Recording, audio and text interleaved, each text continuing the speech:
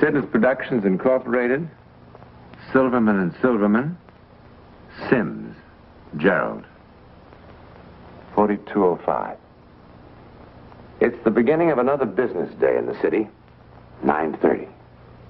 But for Mr. Sims, time as we know it is about to stop.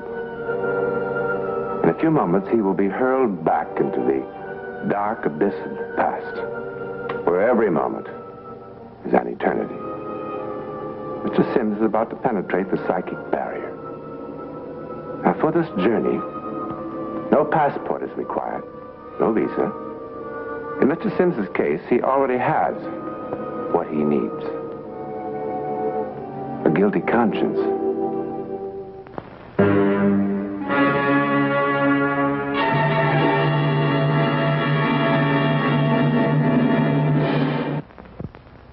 The high stone hives of the city are alive now with their busy human bees droning into telephones, flicking away at typewriters. But for Gerald Sims, respected vice president of Fidelity Import-Export Company, this day will bring the shock of his life. Paragraph. It is anticipated that we can make delivery at the Port of Marseille on the 1st of July, provided we hear from you by the 20th of this month. The merchandise will be shipped in bond. Yes? I'm sorry, Mr. Sims, but Mr. Dickinson called again asking to see that letter. He says it must go out right away. You can tell Mr. Dickinson? No, don't tell him that. It's almost done. I'll listen to it, and then you can have it. I trust this answers all of your questions, and the business can be consummated with all possible dispatch. Very sincerely yours.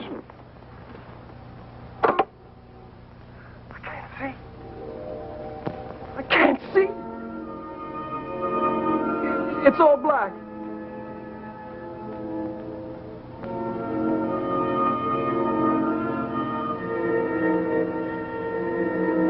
I can't see. I can't see. It's all black.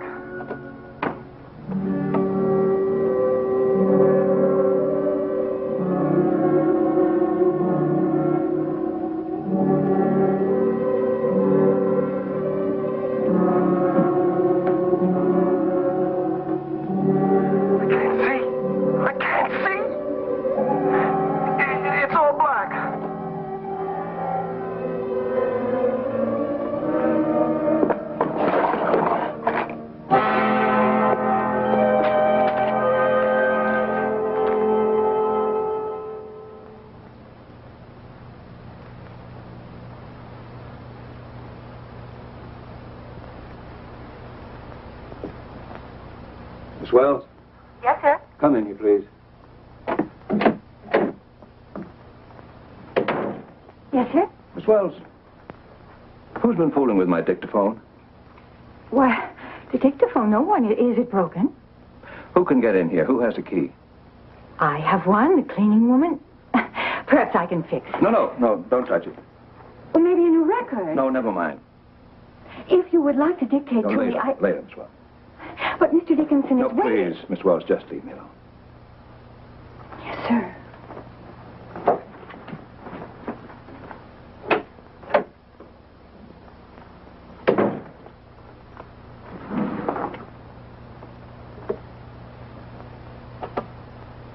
I can't see. I can't see. It's all black. I want to go home. Take me home. Please, please. I can't see.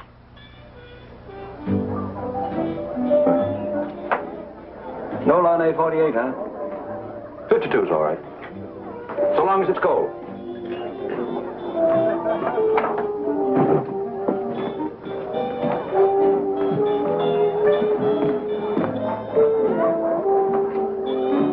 No matter how I try to imagine you in your way, it's much better when I see you.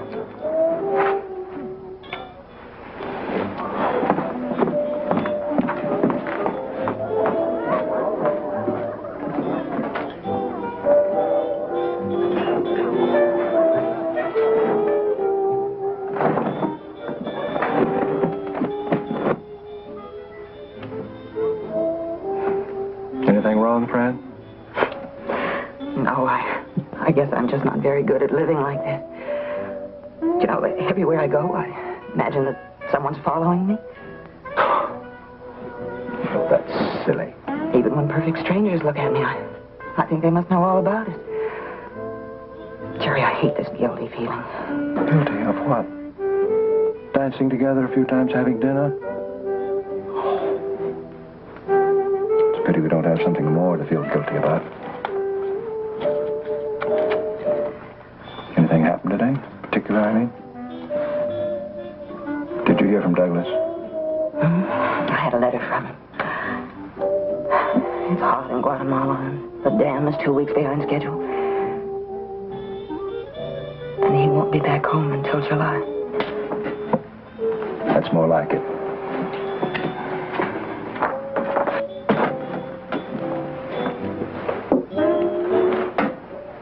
Thank you. Thanks out for it.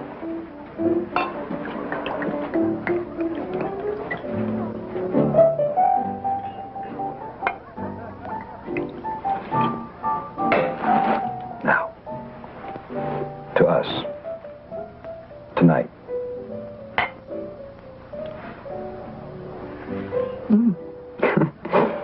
Well, now, what little white lie did you tell Janet tonight? Tonight, you're a very important buyer of farm machinery from Istanbul. You're dark and swarthy. You drink large amounts of some poisonous liquor. Your name's Mr. Ataturk. Ataturk? Oh, no. That's even worse than it was last week. Who was I then? Oh, I was Derek Highland Hyde, Esquire, going on 78 and terribly interested in sick room supplies, right? Right. Oh. Jerry, this is awful. How awful? They have to act like thieves, stealing every minute, every hour. Sitting in dark corners and out-of-the-way places. Wondering how long it will be until what we feel for each other isn't a secret any longer. Jerry isn't getting any easier either. I know. It's the same for me. There's nothing we can do about it. There's no way out, is there? Well, if it isn't good old Jerry Sims. Hello, Tom. Well, what a break running into you. Saves me a dime. I was going to call you. Just got into town with some of the boys for the meeting. Mrs. Sims, I presume? Didn't know old Jerry had such a good eye. Just don't stand there, Jerry. Introduce her. Friend, this is Tom Cruikshank, an old friend of mine from Chicago. And an old friend who's going to buy us all a great big drink. Oh, no, Tom, thanks. No, we can't. We have a dinner date. In fact, we're late now. Call me tomorrow, huh? Oh, one for the road. No, we really mustn't. Thanks. It's good to see you, though, huh? Give us a rain check.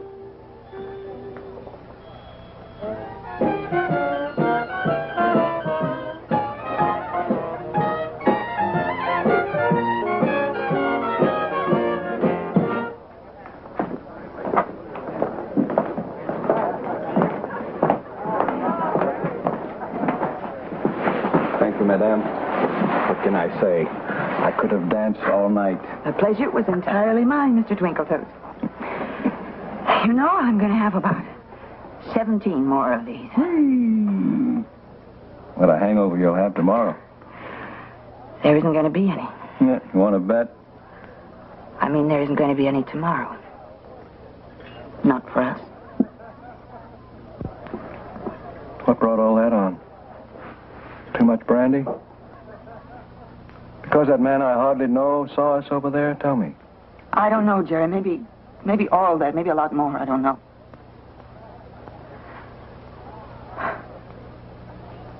My father was a very good gambler, you know. And he used to say to me, honey, play it smart. Quit while you're ahead. Well, that's what I'm going to do. It isn't going to be easy, Jerry. I'm a little weak where you're concerned. But I'm going to do it, and you're going to have to help me. Help you? By forgetting me, by not calling me, just erase me.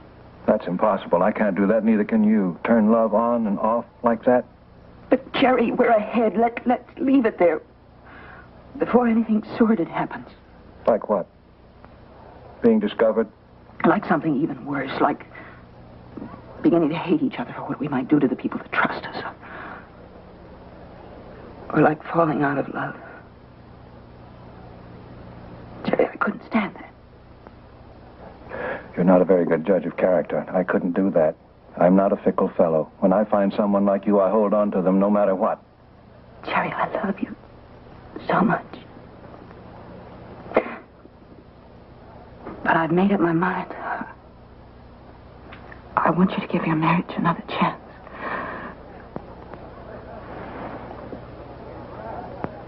And you? I'm going to try. I'm going to try the very best I can. If it doesn't work, Who knows? well, I know one thing. I love you, and no one's going to take you away. Ever. Well, shall we drink and be merry?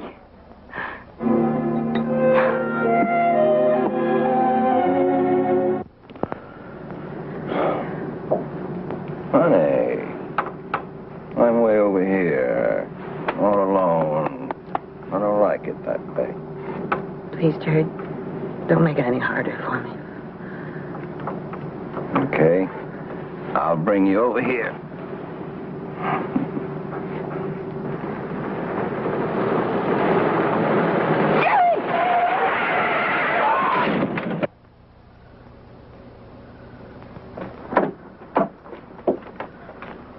Oh, Fran.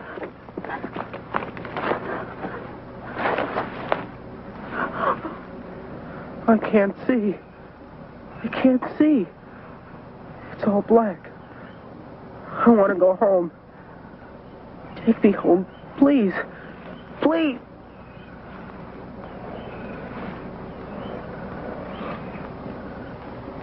Oh, my God. Oh, Jerry, what are we going to do? Jerry, do something. police. Let's get the police. No, wait. Look, Jerry, he's dead. There isn't anything that anybody can do for him. No. Well, why must we ruin our lives? Jerry, my little girl's life. I'll get you home first. You mustn't be mixed up in this. Then I'll go for the police. Jerry, I'll do anything you want now and always. Come on, let's get out of here.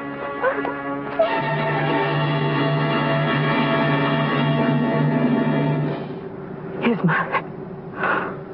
Oh, Jerry, his mother will be waiting for him. His poor mother. Oh, Jerry, what's wrong with me? We've got to turn around and go back. Whatever happens, I'll face it with you. I was as much to blame as you were. We've got to turn around and go back.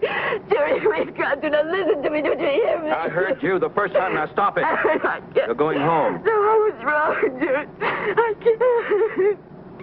Pull yourself together, Fran. Pull yourself together, Fran. Now, when you get home, I want you to call the doctor. The doctor can't do it yet. You just call him. Tell him you think something's wrong with Jill. Jill? There's anything wrong with Jill. You tell her you think she's running a slight fever, you want to know what to do.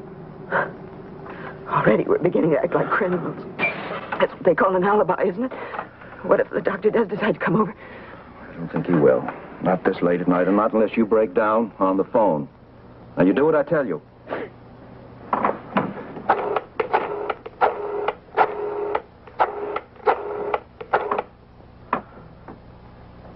Hello, Janet. Jerry. Did I wake you? Oh. No, I'm all right. I'm at the office. I'm waiting for a call from London. Yeah, the time difference messes everything up. Well, I got rid of him an hour ago. Got the order, too. Oh, Janet, there's the call on the other line. Would you call me back in 5 minutes, say? No, you call me. Bye.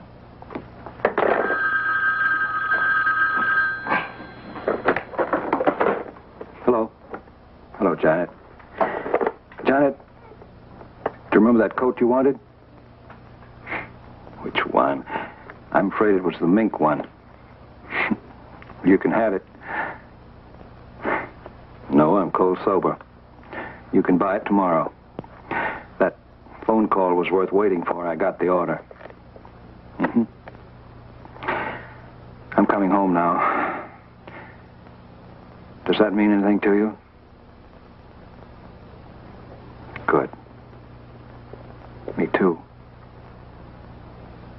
I'll see you.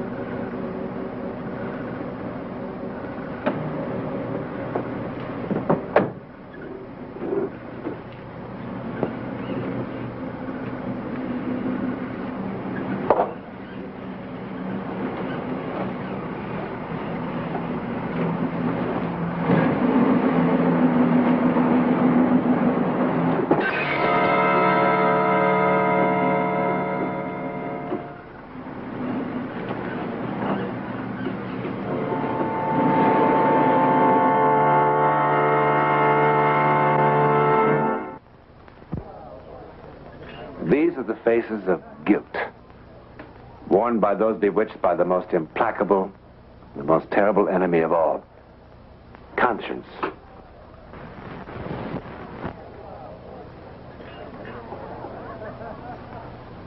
For Gerald Sims and Frances Hiller, it was the longest year of their lives. Now when they meet, they have only one thing to talk about. Jerry, I can't stand it. Francis, believe me, it's over.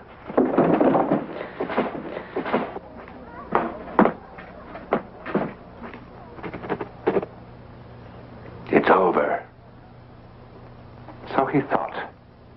Gerald Sims was mighty sure that the year's silence about the death of the boy meant that everything was safely behind them. Over. So he thought.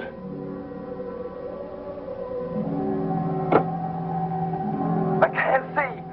I can't see. It's all black. I want to go home.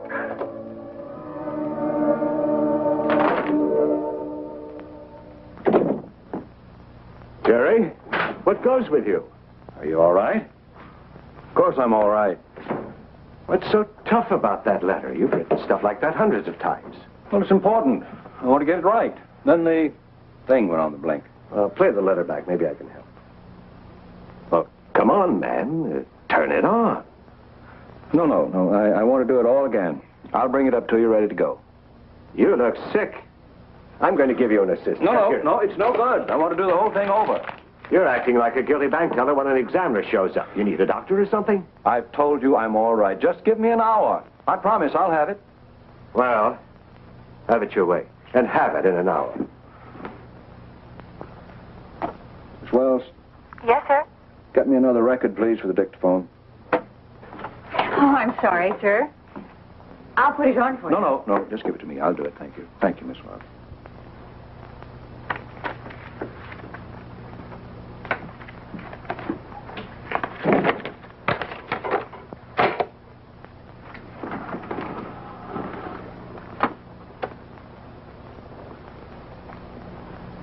Dear sir. Dear sir.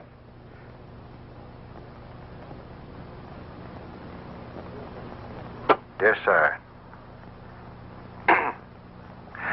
Dear sir. I can't see. I can't see. It's all black. I want to go home. Take me home. Please.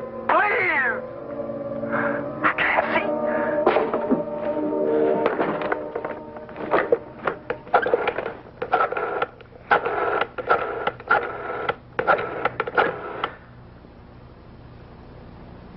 Mrs. Hiller, please.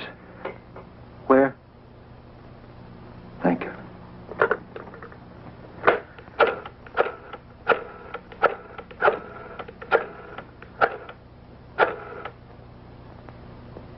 Mrs. Hiller, please.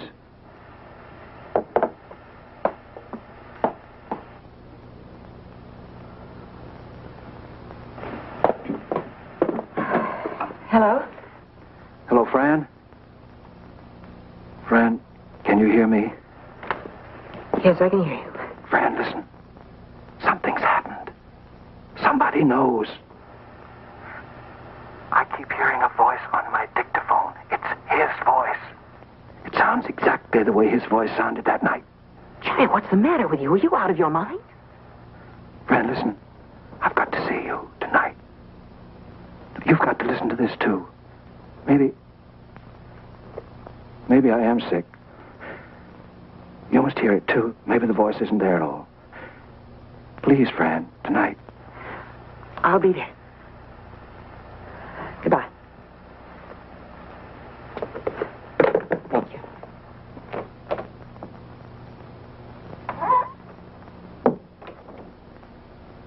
Jerry?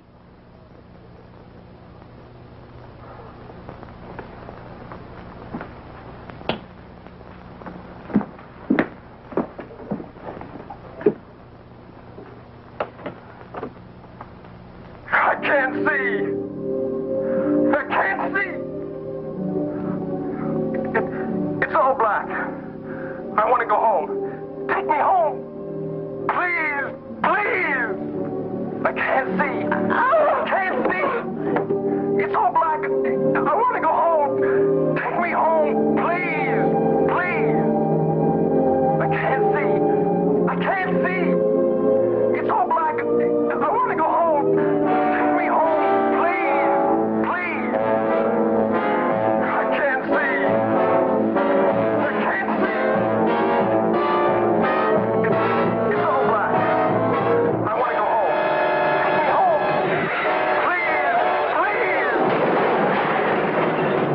I don't get it, officer. I tell you, he was no ways near me when, for no reason, he goes off the road. I don't know, maybe it was one of those optical illusions. Optical illusion. That's possible. It's possible. A few hours ago, Mrs. Frances Hiller walked into the 23rd Precinct station and told the police that she couldn't stand it any longer. She referred, in a near hysterical state, to a voice heard on this dictaphone. The voice of a young man dead for 1 year.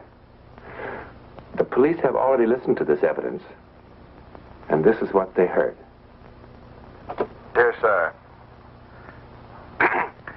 Dear sir. Dear sir. Dear sir. That's all they heard, despite the tearful claims of Mrs. Hiller. Do you know that conscience is a potent enemy? It has been known to create a voice of its own, a voice of doom, heard usually only by the guilty. However, psychic phenomena offers many reported instances of an apparitional manifestation, wherein the victim has appeared to the guilty long after the event. Now, isn't it possible that in the case of the guilty, in mind and heart, that they could also receive an auditory manifestation? In this case, a voice from beyond the grave. Isn't it possible? In a moment, a word about next week. Coming on Our Code Presents in the weeks ahead is a particularly powerful collection of case histories from the world of the occult, which is just one step beyond our understanding, but is nevertheless somewhere out there. You won't want to miss a single one of these exciting episodes.